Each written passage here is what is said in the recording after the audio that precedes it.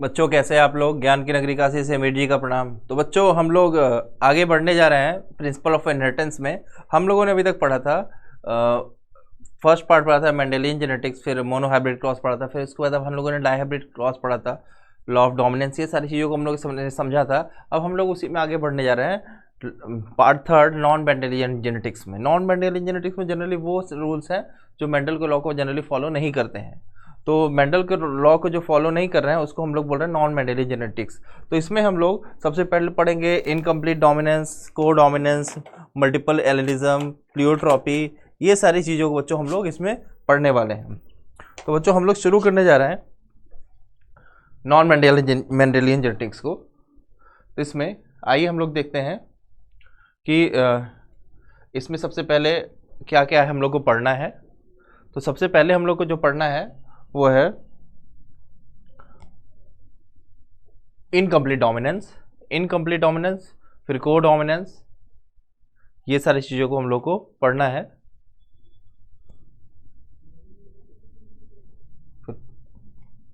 Multiple allelism, polygenic inheritance and pleiotropy, इन सारी चीज़ों को हम लोगों को पढ़ना है। ठीक है, तो ये नॉन मेंडेलियंस में आते हैं और ये बड़ा इंपॉर्टेंट टॉपिक आपके एग्जाम के पॉइंट ऑफ व्यू से, कि generally mono hybrid dihybrid cross से आपके एग्जाम में क्वेश्चन कम आते हैं, कि जनरली वो 10th में भी होता है, तो बच्चे 10th में पढ़े रहते हैं, तो उतना उस फ्रीक्वेंसी से क्वेश्चन नहीं आता है जिस फ्रीक्वेंसी से इन पार्ट से क्वेश्चन आते हैं। एक्चुअली हम कहें तो ये सब श्योर शॉर्ट टॉपिक है जो आपके बोर्ड और नीट में क्वेश्चन आना ही आना है, फिक्स है। मोनो हाइब्रिड डाईहाइब्रिड से आए ना आए, आ भी सकता है नहीं भी आ सकता है, लेकिन इनमें से ना आए ऐसा पॉसिबल ही नहीं है, मतलब 100% श्योर है। तो आप ध्यान रखिएगा इस टॉपिक को, एग्जाम के बाद आप मिल सकते हैं। ठीक है, तो हम लोग इनकम्प्लीट डोमिनेंस को पढ़ने जा रहे हैं। इनकम्प्लीट डोमिनेंस बच्चों होता क्या है, जो मेंडल के लॉ ऑफ डोमिनेंस में उन्होंने कहा था कि जो कैरेक्टर हैं वो पेयर्ड फैक्टर के फॉर्म में, मतलब फैक्टर है वो पेयर के फॉर्म में होते हैं, जिसमें एक डोमिनेंट है एक रेसेसिव है। तो जो डोमिनेंट वाला है वो एक्सप्रेस होगा और रेसेसिव वाला एक्सप्रेस नहीं करेगा। ये हेट्रोजाइगस कंडीशन के लिए उन्होंने बोला था। तो उनके कहने का मतलब है जो डोमिनेंट है वो एक्सप्रेस करता है चाहे होमोजाइगस कंडीशन में चाहे हेट्रोजाइगस कंडीशन में, लेकिन जो रेसेसिव है सिर्फ होमोजाइगस कंडीशन में एक्सप्रेस करता है। लेकिन बाद में जब एक्सपेरिमेंट किया गया मिराबलिस जलापा पे, जिसको 4 o'clock प्लांट भी कहते हैं, जब उस पर एक्सपेरिमेंट किया गया तो देखा गया कि दोनों कैरेक्टर साथ मतलब पूरी तरह एक्सप्रेस नहीं हो रहे हैं। जैसे लॉ ऑफ डोमिनेंस में एक कैरेक्टर पूरी तरह एक्सप्रेस हो रहा था, यहाँ पूरी तरह से कैरेक्टर एक्सप्रेस ही नहीं हो रहा था जो कि डोमिनेंट था। डोमिनेंट होते हुए भी वो पूरी तरह से एक्सप्रेस नहीं हो रहा था, इसीलिए इसको इनकम्प्लीट डोमिनेंस बोल रहे थे। ठीक है, तो यहाँ पे क्या मिल रहा था, इंटरमीडिएट कैरेक्टर मिल रहा था। जैसे अगर अभी आगे हम लोग देखेंगे कि अगर हम लोग लिए थे कैपिटल टी और कैपिटल टी को क्रॉस कराने के बाद स्मॉल टी से, तो हम लोग को capital T small T F1 generation में मिला था। जो कैपिटल टी था वो डोमिनेंट था, तो प्लांट टॉल हो गया था। लेकिन अगर कुछ ऐसा कंडीशन मिले कि कैपिटल टी स्मॉल टी से क्रॉस कराया जाए, कैपिटल टी को स्मॉल टी से क्रॉस कराया जाए, तो F1 जनरेशन में कैपिटल टी स्मॉल टी तो मिल रहा है जीनोटाइप, लेकिन प्लांट टॉल ना होकर इंटरमीडिएट साइज का हो जाए। तो इंटरमीडिएट कैरेक्टर मिल गया, ना टॉल मिला ना डॉर्फ मिला, बीच वाला कैरेक्टर मिला, उसको हम बोल देंगे कि इंटरमीडिएट कैरेक्टर। तो वैसे ही स्नैपड्रैगन का रेड फ्लावर लिया गया, कैपिटल आर, उसको क्रॉस कराया गया स्मॉल आर, जिसको हम लोग वाइट बोलते हैं। तो उस केस में देखा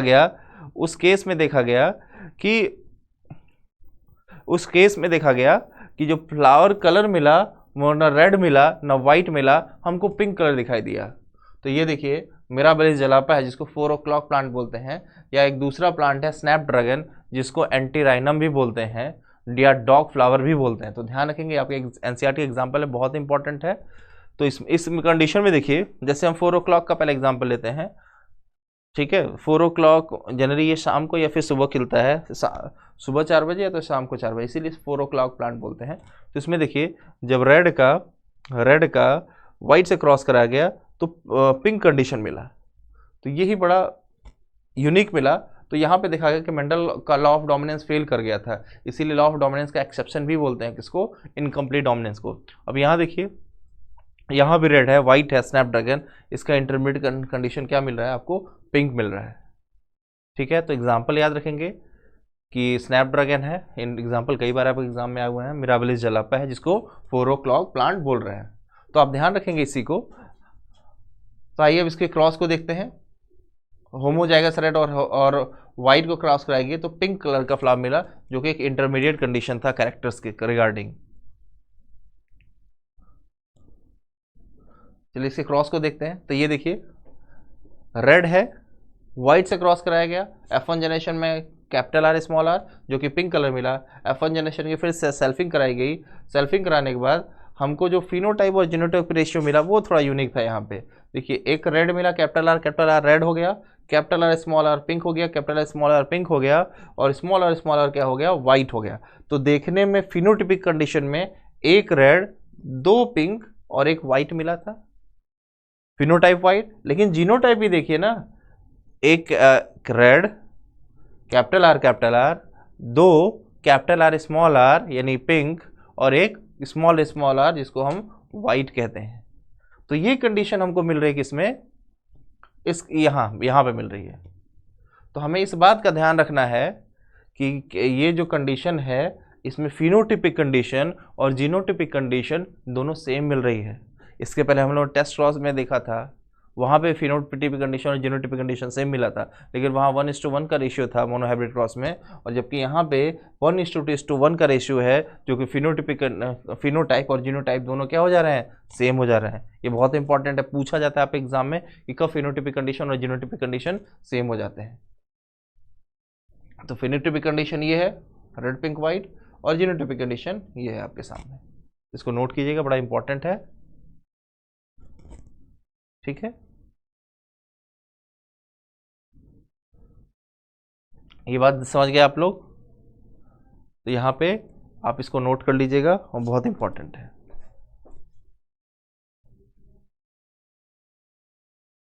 तो यहाँ वही बताया गया है कि आर कंप्लीटली डोमिनेट नहीं हुआ, किसके ऊपर, स्मॉल आर के ऊपर। कभी कभी कुछ केस में यहाँ पे बताया जा रहा है कि कभी कभी कुछ केस में पी प्लांट में भी इनकम्प्लीट डोमिनेंस दिखाई देता है, लेकिन वो डिफरेंट ट्रेड के लिए, डिफरेंट कैरेक्टर के लिए, वो आपके सिलेबस में नहीं है। बस ध्यान रखिए कभी कभी पी प्लांट में दिखाई देता है, लेकिन डिफरेंट कैरेक्टर के लिए। चलिए अब हम लोग नेक्स्ट टॉपिक बच्चों पढ़ने जा रहे हैं, को डोमिनेंस। अभी था इनकम्प्लीट डोमिनेंस, 2 जीन था, ये भी मेंडल के लॉ का एक्सेप्शन है, क्योंकि इनकम्प्लीट डोमिनेंस में एक कैरेक्टर पूरी तरह एक्सप्रेस नहीं हो पा रहा था जिसको हम लोग डोमिनेंट कहते थे, लेकिन यहाँ पे दोनों कैरेक्टर एक साथ एक्सप्रेस कर जाएंगे। मतलब अगर एक तरह समझिए, जब 2 कैरेक्टर एक साथ एक्सप्रेस हो रहे हैं तो यहाँ वर्ड यूज करें को डोमिनेंस। मेंडल ने कहा था एक जो डोमिनेंट है वो एक्सप्रेस करेगा, रेसेसिव सप्रेस हो जाएगा हेटेरोजाइगस कंडीशन में, लेकिन यहाँ हेटेरोजाइगस कंडीशन में जो रेसेसिव है वो एक्सप्रेस नहीं कर वो भी एक्सप्रेस कर रहा है, और जो डोमिनेंट है वो भी एक्सप्रेस कर रहा है। मतलब यहाँ दोनों साथ में एक्सप्रेस कर जा रहे हैं, इसलिए हम इसको क्या बोल दे रहे हैं, को डोमिनेंस का केस बोल रहे हैं। तो यहाँ बोल रहा है कि अभी ध्यान रखिएगा, यहाँ जीन के जो एलिल है हेटेरोजाइगस कंडीशन में दोनों एक्सप्रेस कर जा रहे हैं। इसका सबसे अच्छा एग्जांपल माना जाता है हमारा ABO blood group. ABO blood group में जो अब यहाँ पे जो एबीओ को कंट्रोल करने वाले जीन होते हैं, उसके जो एलिल हैं, वो कंडीशन ऐसा आता है जब दोनों कैरेक्टर कंट्रोल, मतलब दोनों एक्सप्रेस होते हैं, तो ABO blood group I gene से कंट्रोल होता है।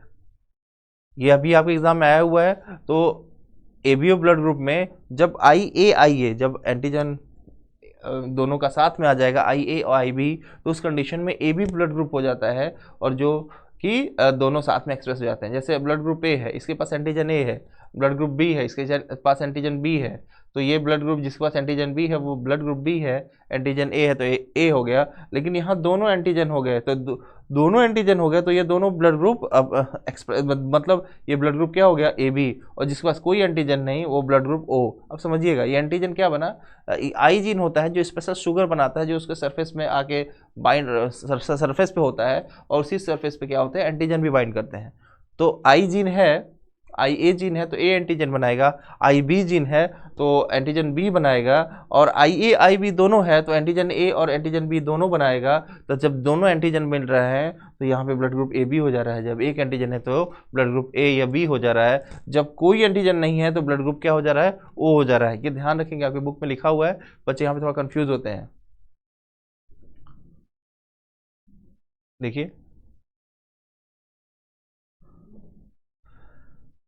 तो ये शुगर पॉलीमर से कंट्रोल होता है एंटीजन, ठीक है। और ये सरफेस से ये आपके सरफेस से बाहर इस तरह से निकलता है, ये लिख रहा है that protrude from the plasma membrane RBC, surface से बाहर निकलता है। इसके 3 एलील होते हैं, कैपिटल आई के, capital I A, I B and small I, ठीक है। तो आई ए आई बी डोमिनेंट होता है और स्मॉल आई क्या होता है, रेसेसिव होता है। ध्यान रखेंगे आई जीन के जो ब्लड ग्रुप है उसके 3 allele, I A, I B, small I. हम आगे चल के पॉलीजेनिक इनहेरिटेंस भी पढ़ेंगे तो वहां भी एग्जांपल आएगा,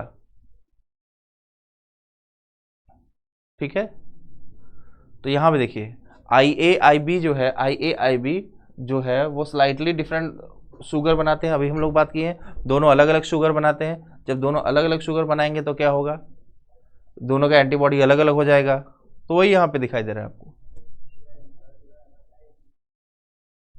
तो अब ये देखिए, अभी हम लोगों ने बात किया small I do not produce any sugar, और कोई शुगर नहीं बना रहा है तो शुगर नहीं है तो एंटीबॉडी भी नहीं बन रहा है। तो यहाँ जो ब्लड ग्रुप ओ है उसके पास कोई आई स्मॉल आई जीन होता है, स्मॉल आई जीन है तो कोई शुगर नहीं बनाएगा, कोई एंटीबॉडी नहीं, एंटीजन नहीं बनाएगा, इसलिए ये ब्लड ग्रुप ओ कैटेगरी में है। अगर कोई जो शुगर बनाएगा वो जो एंटीबॉडी बनाएगा उस सबसे हमारा क्या हो जाएगा, ब्लड ग्रुप डिसाइड हो जाएगा। तो ध्यान रखेंगे इस बात को, नोट भी करते जाएंगे।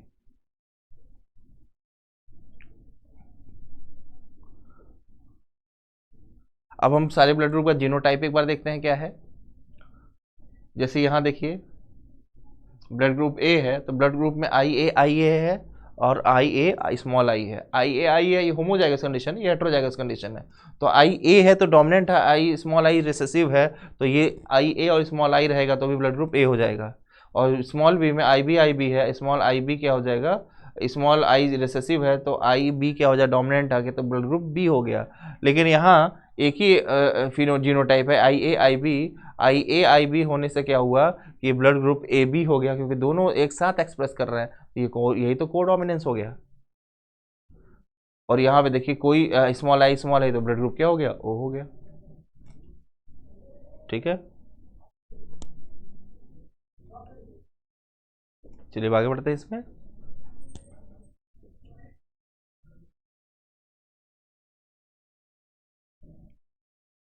देखिए अब ये बड़ा इंपॉर्टेंट है, यहाँ आपको ध्यान रखने की जरूरत है। यहाँ पे देखिए आई ए है एलिल फर्स्ट, ये आई ए जो पेरेंट फर्स्ट का है, ये पेरेंट सेकंड का है, तो उसका जो ऑफस्प्रिंग होंगे तो ये वाला भी जीना है, ये वाला भी जीना है, तो ऑफस्प्रिंग में आई ए हो गया, तो ब्लड ग्रुप क्या हो गया, कैपिटल ए। यहाँ एक पेरेंट के पास आई ए वाला जीन है, दूसरे पेरेंट के पास स्मॉल आई जीन है, तो बच्चों में आई स्मॉल आई आया तो भी ब्लड ग्रुप ए हो गया। तो ध्यान रखेंगे ये डोमिनेंट है इसलिए ऐसी बात हुई, ब्लड ग्रुप ए बन गया। आगे देखते हैं हम लोग बी के लिए। तो बी के लिए कंडीशन वही हो जा रही है, आई सेम कंडीशन जैसे ए के लिए था वैसे बी के लिए है, बस आपको एंटीजन बी इसमें पाया जाएगा, इसमें एंटीजन ए पाया जाएगा। अब हम बात कर रहे हैं अगर पेरेंट आई ए है दूसरा आई बी है, तो पेरेंट बच्चे में आई बी दोनों आया तो ब्लड ग्रुप बी हो गया। यहाँ या तो पेरेंट आई बी है आई ए है तो सेम कंडीशन आ गया, ब्लड ग्रुप ए बी बन गया। जब दोनों साथ एक्सप्रेस हो जा रहे हैं, कोडोमिनेंस का केस बन जा रहा है फिर से। और दूसरा कंडीशन जब दोनों में स्मॉल आई जीन है तो बच्चे में भी स्मॉल आई वाला जीन आएगा तो ब्लड ग्रुप क्या आ जाएगा, ओ आ जाएगा, जबकि कोई एंटीजन नहीं बनेगा।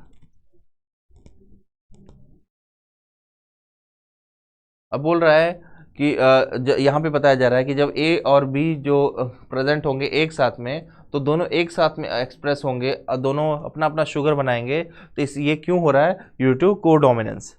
तो वही यहाँ पे इस पे हाईलाइट करके दिया गया आपको ध्यान देने के लिए, इसको आप ध्यान रखेंगे। ये कोडोमिनेंस के केस को समझाया जा रहा है यहाँ पे।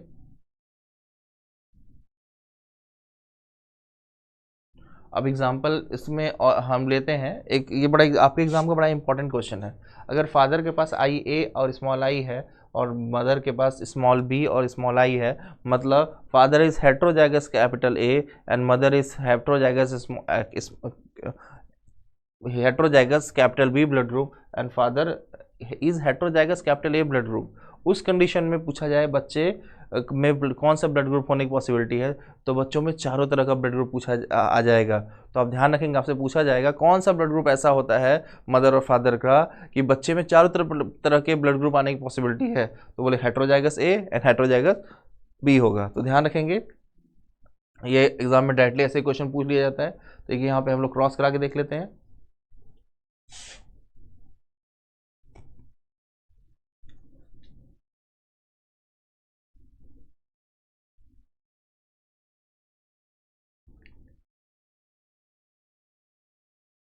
देखिए आई ए स्मॉल आई,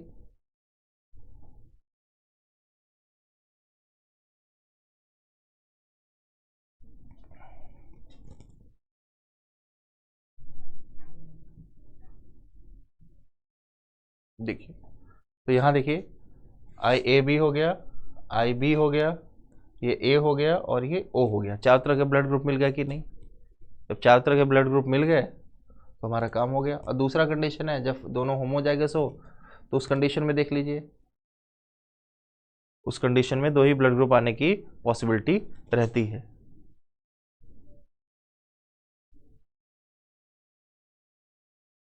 देखिए या तो ब्लड ग्रुप ए आ रहा है या तो ब्लड ग्रुप बी आ रहा है। फादर होमोजाइगस ए बी मतलब ए बी ब्लड ग्रुप है, और मदर क्या है, आई आई मतलब ओ ब्लड ग्रुप को रिप्रेजेंट कर रहा है। तो यहाँ चारों तरफ का मिला और इसमें दो तरफ का मिला। ठीक है, ध्यान रखेंगे, उसको बना भी लेंगे, इंपॉर्टेंट है। ब्लड ग्रुप्स वाले से क्वेश्चन अक्सर आते हैं आपको एग्जाम में, न्यूमेरिकल के फॉर्म में भी आते हैं। अब आते हैं हम लोग मल्टीपल एलिज्म का केस। मल्टीपल एलिज्म क्या होता है? जब एक ही जीन के एक से ज़्यादा एलील प्रेजेंट हो तो उसको क्या बोलेंगे? Multiple allelism. तो अभी कोडोमिनेंस में ब्लड ग्रुप एग्जांपल था, मल्टीपल एलिज्म में भी हमारा ब्लड ग्रुप एग्जांपल है।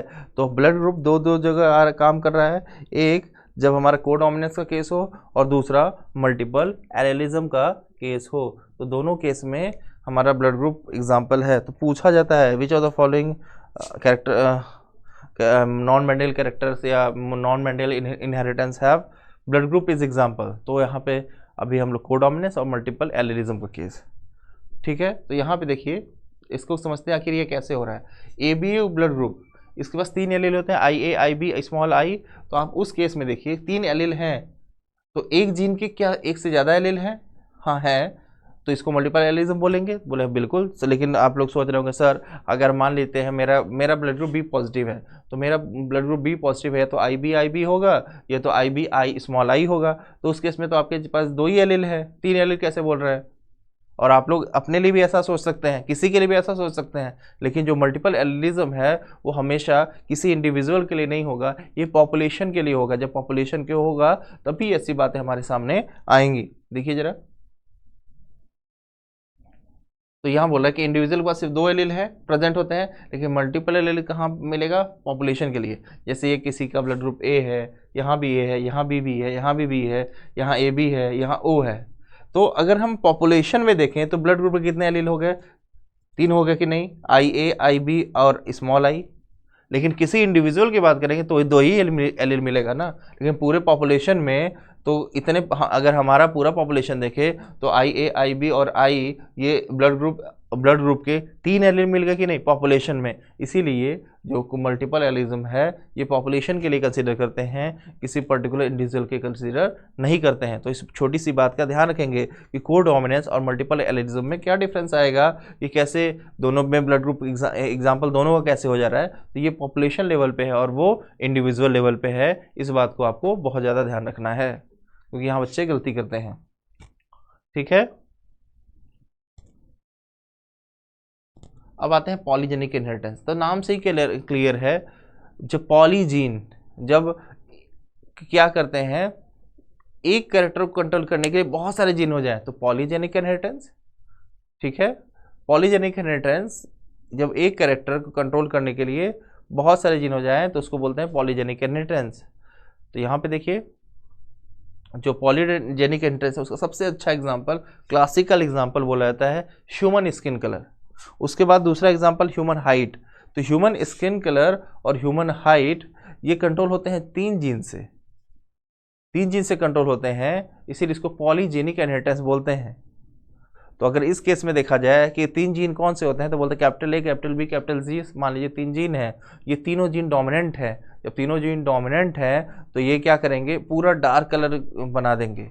अगर स्मॉल ए स्मॉल बी अगर ये तीनों हैं, अगर सारे रेसेसिव वाले जीन आ जाएंगे तो पूरा वाइट कलर हो जाएगा या लाइट कलर हो जाएगा। और इसमें बीच में अगर दो तीनों कैपिटल ए, इस कैपिटल बी और स्मॉल सी कैपिटल सी तीनों हेटेरोजाइगस कंडीशन में है तो बीच का कलर मिलेगा, जो मोस्ट ऑफ द इंडियंस का होता है।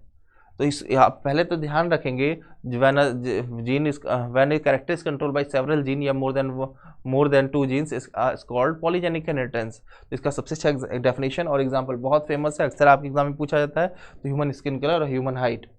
आप तो ध्यान रखेंगे ये भी पॉपुलेशन के लिए ही बात की जा रही है।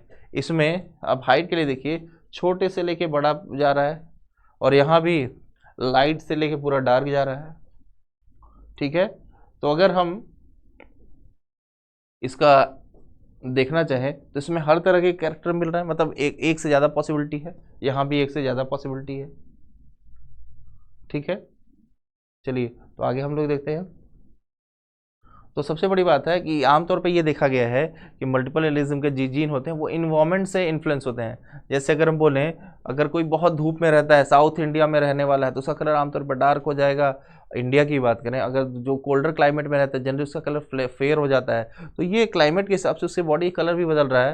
लेकिन अगर वो उस टाइप का जीन होना चाहिए, जीन के साथ साथ इन्वायरमेंटल फैक्टर यहाँ पे बहुत ज़्यादा है। अब जैसे वर्ल्ड में ही बात करें, जैसे आप यूरोपियन कंट्री में चले जाएँ तो वहाँ के लोग, न्यूजीलैंड की हाइट बहुत ज़्यादा लंबी होती है, वहाँ के इन्वायरमेंटल फैक्टर अलग है, जीन होते हुए भी इन्वायरमेंट है, उसके बाद उनकी लंबाई बढ़ रही है। इंडिया में भी किसी रीजन में लोगों की हाइट ज़्यादा है, जैसे पंजाब रीजन में चले जाइए, वहाँ पे लोगों की हाइट बहुत ज़्यादा है। वहाँ का इन्वायरमेंट, जीन के साथ साथ इन्वायरमेंटल फैक्टर, न्यूट्रिशन, ये सारी चीज़ें भी होती हैं जो जीन को एक्सप्रेस करने के लिए नेसेसरी होती है, ठीक है। तो यहीं पे लिखा गया है, the polygenic trait, in a polygenic trait phenotype reflect contribution of each allele. सारे एलील का कंट्रीब्यूशन यहाँ पे जोड़ देखा जाता है, और सारे एलील के इफेक्ट एडिटिव वे में अपने आप को एक्सप्रेस करते हैं। वही लिखा है, ईच एलील इज एडिटिव। आइए इसको समझते हैं कैसे, ये क्या कहना चाहता है।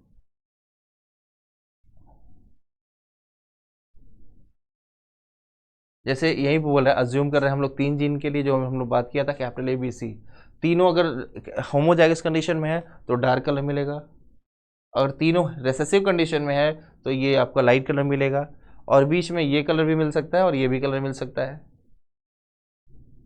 ठीक है। इधर देखिए एकदम ब्लैक है, इधर वाइट है, ब्लैक ना करके हम डार्क कलर बोलने ज़्यादा अच्छा है। इधर थोड़ा सा शेड फेयरर कैटेगरी में है, यहाँ थोड़ा सा डार्क हुआ है, और बीच में ह्यू कलर आ गया है, इंटरमीडिएट कलर, जो मोस्ट ऑफ द इंडियंस का होता है।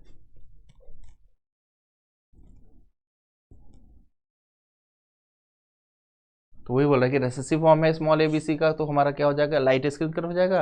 अगर डोमिनेंट फॉर्म में आएगा तो हमारा कैसा आ जाएगा, डार्क कलर आ जाएगा।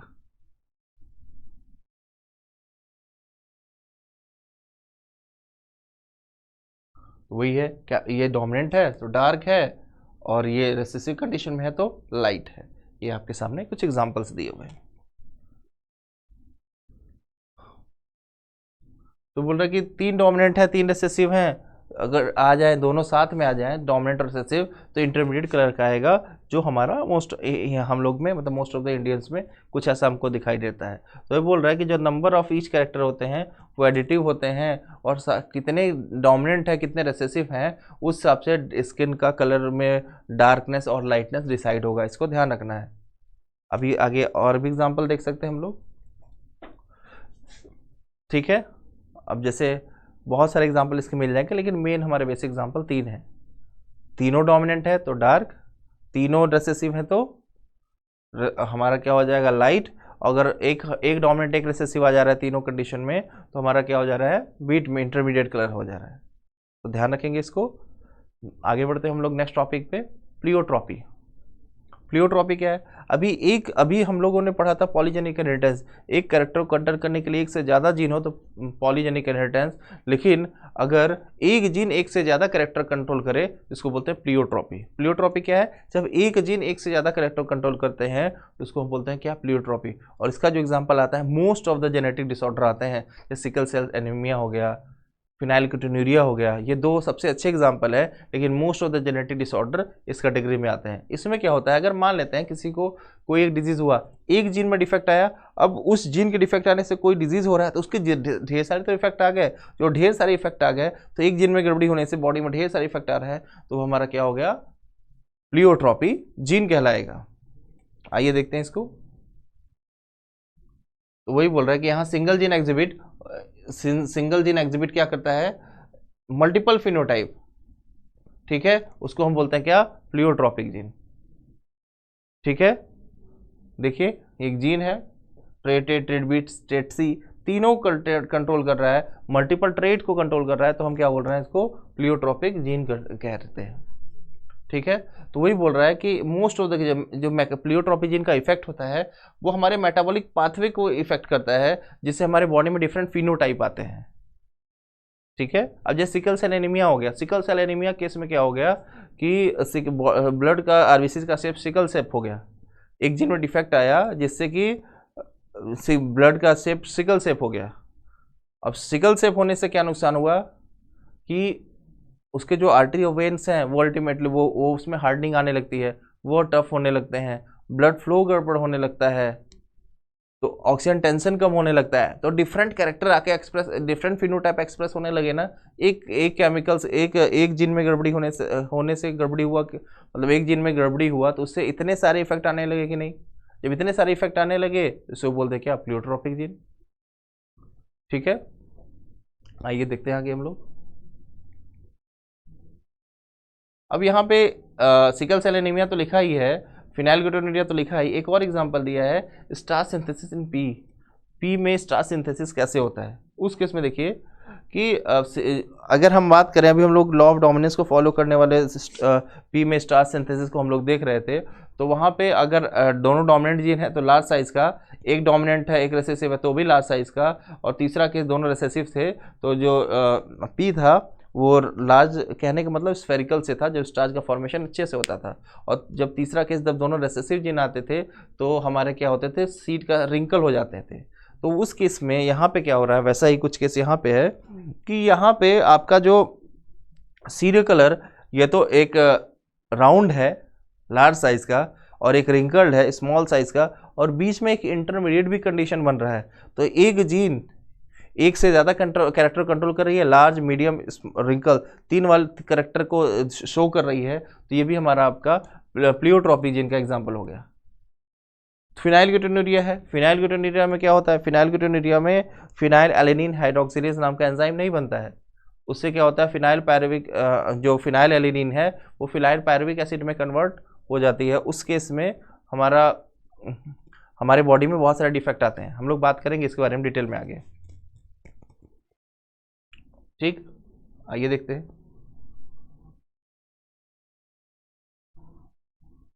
अब स्टार सिंथेसिस इन पी को देख लीजिए,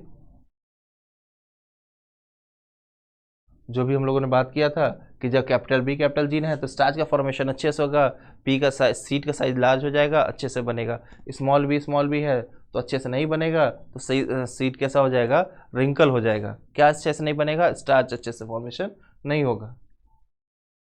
तो ये इनकम्प्लीट डोमिनेंस का भी एग्जाम्पल था, जब ये दोनों बीच में इंटरमीडिएट साइज आ गया, तो आपका क्या बन गया, इनकम्प्लीट डोमिनेंट का एग्जांपल। लेकिन ये लार्ज साइज है, ये इंटरमीडिएट साइज है, ये स्मॉल साइज है, तो ये तीन तरह के कैरेक्टर यहाँ पे शो कर रहा है कि नहीं, एक जीन कारण तीन तरह के फिनोटाइप्स आ रहा है ना, तो ये भी क्या हो गया, आपके प्लियोट्रॉपिक का एग्जांपल हो गया और इनकम्प्लीट डोमिनेंस का एग्जांपल हो गया, दोनों का एग्जांपल हो गया। तो ध्यान रखेंगे जो पी का साइज है वो जो जीन से जिसे डिसाइड हो रहा है, ये दो नॉन मेंडेलियन कैरेक्टर्स को शो कर रहे हैं, एक इनकम्प्लीट डोमिनेंस और दूसरा आपका प्लियोट्रॉपिक।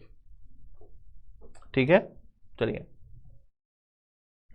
तो बच्चों यहाँ तक हम लोगों ने आपका पढ़ लिया है मेंडल के जो कैरेक्टर्स थे, नॉन मेंडल कैरेक्टर्स थे, उसको हम लोगों ने पढ़ा है। आप अपनी बुक से पढ़िए, क्वेश्चन लगाइए, बहुत इंपॉर्टेंट पार्ट है। तो ये आपके एग्जाम के पॉइंट ऑफ व्यू से भी बहुत इंपॉर्टेंट है। हम लोगों ने बात किया था, थोड़े से इस पर आप न्यूमेरिकल भी प्रैक्टिस कीजिएगा एक बार, एक दिन आगे चल के, आगे हम लोग आपके एग्ज़ाम नज़दीक आएंगे फिर हम लोग न्यूमेरिकल का भी एक सीरीज़ रखेंगे। तो अभी फ़िलहाल रिवाइज़ कीजिए प्रॉपर्ली, और कोई डाउट हो तो कोचिंग में आके पूछिए या फिर ऑनलाइन भी पूछ सकते हैं। ठीक है बच्चों, तो आज के लिए इतना ही, मिलते हैं नेक्स्ट क्लास में। थैंक यू बच्चों।